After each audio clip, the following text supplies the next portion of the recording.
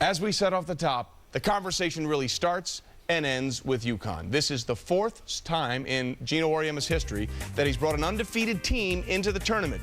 Two of the previous three times, they've won it all. Here are the numbers of the two previous undefeated NCAA champs, stacking up Kara against the numbers for this year's Uconn team on the right. How does this year's Uconn team, in your opinion, stack up with these all-time Uconn greats? Well, I think people that are talking about this Uconn team as the greatest team ever need to slow their roll a little bit. I'm not sure they compare as favorably to those two previous undefeated national championship teams. But I will say this, there's a gulf that exists between Uconn and the rest of the field, and that gulf is as wide as I've ever seen it in women's college basketball.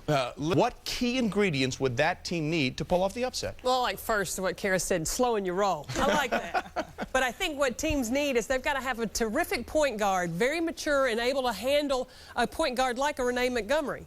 Then you've got to have a tough power forward, because you got to deal with a Maya Moore. Then you have to have an anchor in the middle, somebody that can rebound with a Tina Charles.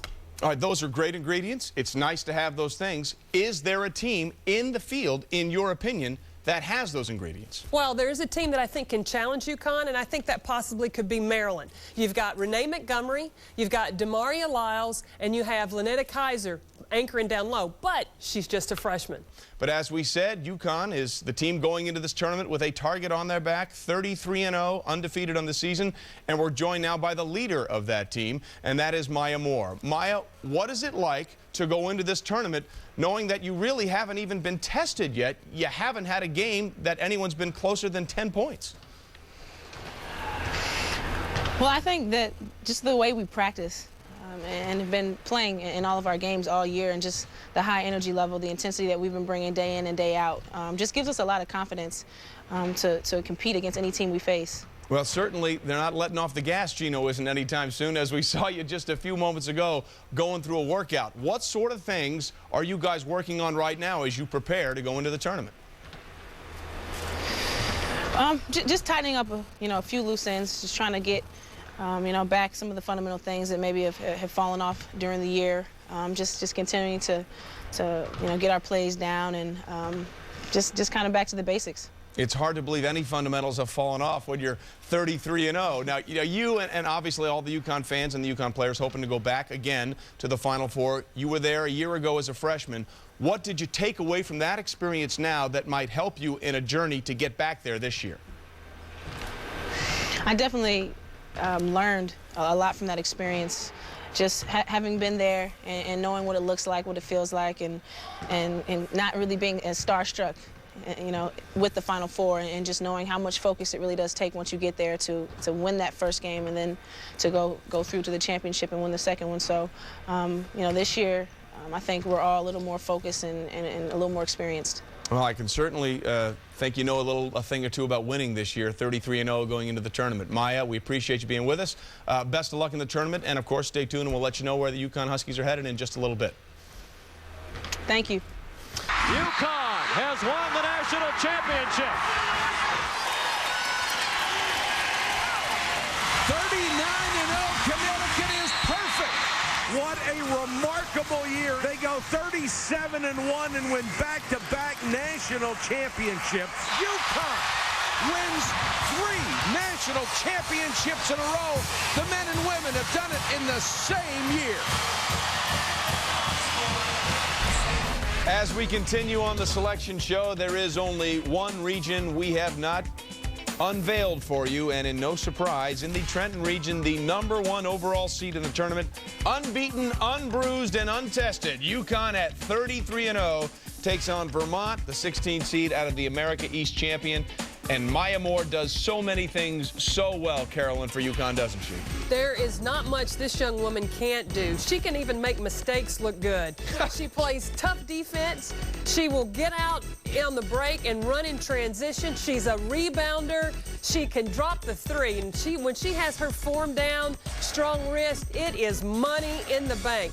You sit on the sideline and watch her play, and sometimes all I can say is, wow. That's a good one. Good-looking mistakes. I'd like to... I've seen it happen.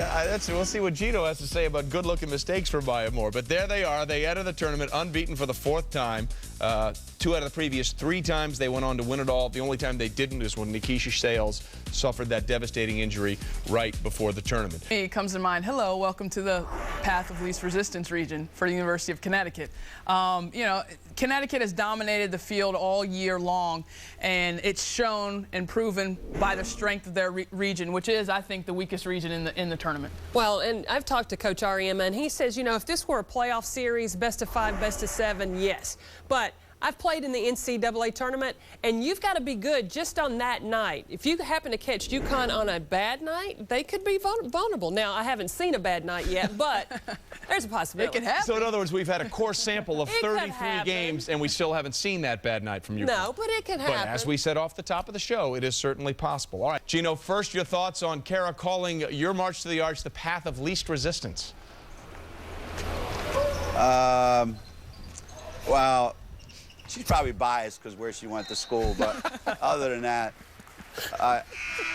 everybody's going to say their region's the hardest. I just think if I'm sitting at home watching on TV tonight and I have to hear Connecticut one more time and how much we beat this team and that team by, I started to get sick listening to you guys. So believe me, there's not going to be any shortage of people wanting to beat us after they heard you guys talk tonight. Well, I appreciate you not getting sick for us as we continue this conversation, Geno. Hey, what is your biggest concern right now going into the tournament? Is it the fact that you guys have an incredible bullseye on you right now? No, that's never bothered me. When you have the record that we have, that's going to happen. You know, we played in the toughest league. I mean, you look at the Big East and where some of our teams are placed, and we've been dealing with that all year long. That's not an issue. I think the only issue you worry about is, and I think Carolyn said it, you go out one night for some reason, whatever that reason is. Some of your players just don't have it. A couple key guys don't have it. There's foul problems. There's a twisted ankle. You worry about things that obviously you have no control over, but believe me, I'm not sitting here thinking, you know, who are we playing in St. Louis? Trust me. You mentioned the Big East, the toughest conference, the Big East and the SEC, both with 7 teams in the NCAA tournament. All right, you mentioned the players that just don't have it that night. Is there a player on your roster that you're more concerned about that going into the tournament than anybody else? Yeah, but I'm not going to say it on TV because they're watching, and I don't want them getting nervous. But yeah, you always worry about. You know, you always worry about everybody, but for me, I just feel good about this group. I feel like they're committed to doing all the things that I've asked them to do. Since September, preseason workouts to today, I don't think there's ever been a time when they've thought about anything else rather than getting better and helping this team get to the Final Four and win a national championship. So in that respect, I'm not worried about anything. I just have, you know, the same anxieties that every other coach has. Well, you have one sort of little history card that I'm wondering if it's going through your mind right now, Geno. You've said previously the team that lost in St. Louis in 2001 in the Final Four you thought was your most talented team. Obviously, none of these players were there, but as a coach, the idea of going back there and perhaps righting a wrong or getting that mark off your resume at all, does that go through your mind? Yeah, it did. When I saw we're playing a scrimmage game right now as I speak, I think.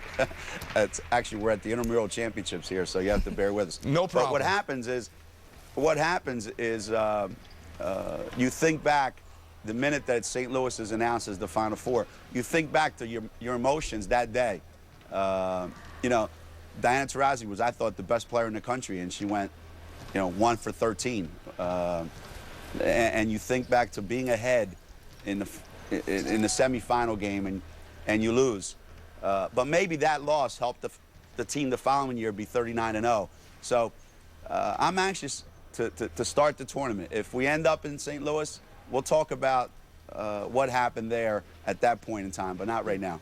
Geno, we appreciate the time. If you want to go watch that intramural game, go back to it. I'm pretty sure you could take whoever's playing in that intramural team right now. Geno, thanks for being with us.